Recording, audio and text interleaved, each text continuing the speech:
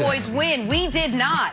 What we did see was Washington roll over the Cowboys 41-16. They now take sole control of the NFC East, and Dallas drops to a dismal 3-8. Brandon, let us kick off the conversation with you.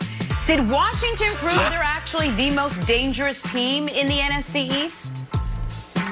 Ooh, they may have. 330 million Americans, almost 100 million avid football fans. Not everybody watch football, but there's a lot of football fans that really know what they're talking about and really knows what they're seeing. So if you were sitting around the television yesterday having Thanksgiving with your family and you turned this game on and you were watching it, you would have thought this was a really good game hitting into the fourth quarter. You would have thought the Washington team was actually one of the premier teams in the NFL. So I think they look good, and I think that has a lot to do with Alex Smith. Sometimes when you insert a veteran quarterback, sometimes when you insert someone who has that leadership ability where they can lead without even talking, it changes dynamic in the entire organization. They just walk different. They talk different. You have young quarterbacks. They can play. It's one thing.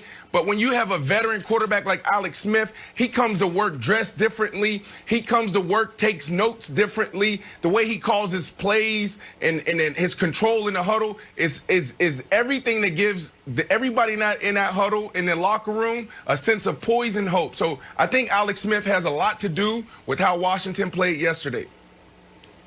So I agree with that. Washington is the most dangerous team in the NFC East, and if they get the right matchup, they actually could be a dangerous team in the first round of the playoffs.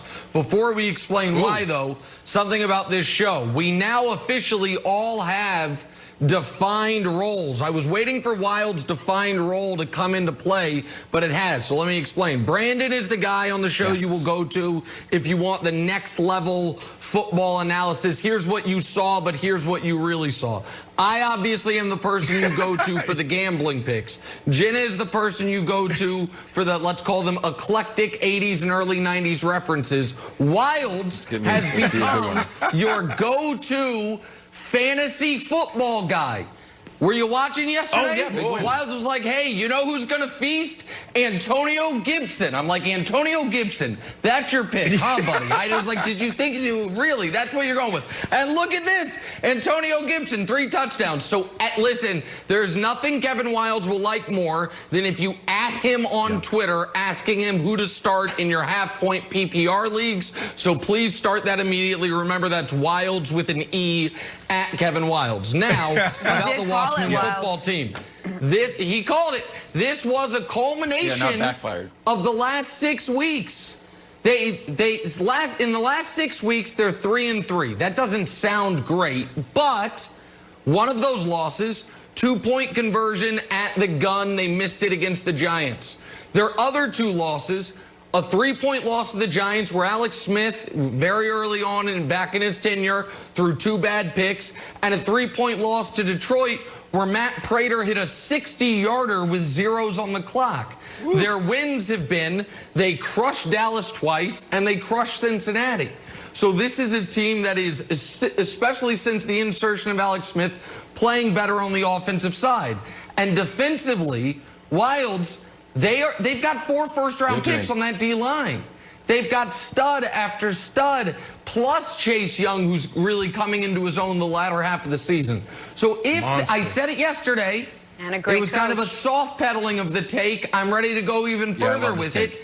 If they win the division, which I think they will, if Tampa ends up as the 5 seed, that's a tough matchup for the Bucs because of the pass rush. Now, Tampa, we don't know. They, in theory, could still win the division. And if they don't win the division, they could be the 5, 6, or 7 because the NFC is so compact. But if it's Washington, Tampa, that is not the matchup the Bucs want to see. Buddy, we talked about this in the pregame show. I'm debuting a new thing. It's called Great Nick Predictions. It's this notebook. I'm going to upgrade the notebook. But saying Tampa Bay, it's not the matchup they want, dude, that's not gonna move the meter for the show. That's not gonna go viral. I need something stronger out of you, bud. Give me something I can work with in the notebook. We've got 2 hours on the show. I was going to wait until 9:18 a.m. Eastern, but I will say what I truly believe. If it is Washington-Tampa in the first round of the playoffs, Washington will win that football game. If that is the matchup we get, if Washington wins that game, there's no way Brady shakes Alex Smith's hand. I'm just going to say it. If Washington can pull away, that's correct. That's correct. That's correct. Do you have a point, Wilds, before we move on? All right, let me move on to this real quick. I want to dive in a little deeper. With the Cowboys down 4 earlier in the fourth, right? They tried this disaster of a fake punt, 4th and 10 at their own 25. Washington scored on the next play. It put them up 11. But Mike McCarthy defended the move. Take a listen to this. Well, you won't get anywhere if you're thinking about negatives all the time. Obviously it was a solid play call. It's a good play design. Their gunner made a good play, came off of it. He put us in a high-low read for Cedric. So it's a play that, if we hit it, obviously we're sitting here applauding. That's the nature of those plays. You can never convert them, obviously, if you don't call them and if you don't believe in them. So I clearly understood the situation when it was called. So, Brandon, I understand what he's trying to say. I see his point, but did Mike McCarthy's play calling cost the Cowboys the game? Yeah, absolutely, but that's a part of it, right? Like, if it works, you're a genius and you're talked about. And if it doesn't work, then we're going to talk about you in a very bad way. But look, let me give you a little insight. Every team, and it's almost universal, starts their day around 8 a.m. 8 a.m. is special teams. Not everybody's in that meeting. Not all the coaches, not all the players. The superstar players may be in the hot tub. They may be in the athletic training room with Normatec boots on. 8:30, the team meeting starts. But in that 8 a.m. meeting, there's guys that's sitting there and the coaches are telling you, hey, here are the fakes of the week. Here are the ways we're going to attack them and punt. We're going to go block this kick, and this is how we're going to do it because of their tendencies. The fundamentals, Washington is giving you the tendencies. This is actually a great play call. They had what they wanted. He just didn't throw it. Cedric needs to throw the ball. Now, look, was it super aggressive? Yes. Did it cost their team? Yes. But look, your team isn't doing anything. We're in the fourth quarter. CeeDee Lamb already dropped the ball. Your young players aren't stepping up and giving you any type of momentum. So I do like that the call was strategic, but it definitely cost them the game, Nick. And this is where you have to incorporate, I'll go back to the gambling side of me, the risk-reward factor. And in this specific play, it was way out of whack. You were down 4 points to a Washington team that had one extended touchdown drive the entire game. The other touchdown they scored happened on a drive where they got the ball inside the 20 because of a failed 4th down conversion and a penalty. So your defense had actually played pretty decent. You're in the game. And I understand Cowboys fans all in online saying 28's wide open. He is wide open. But the risk is that Cedric Wilson doesn't see him, doesn't hit him, does see him, does try to hit him, and throws it out of bounds. This is not and the risk you are running is you lose the game. They couldn't win the game right here, but they could lose it, and they did lose it.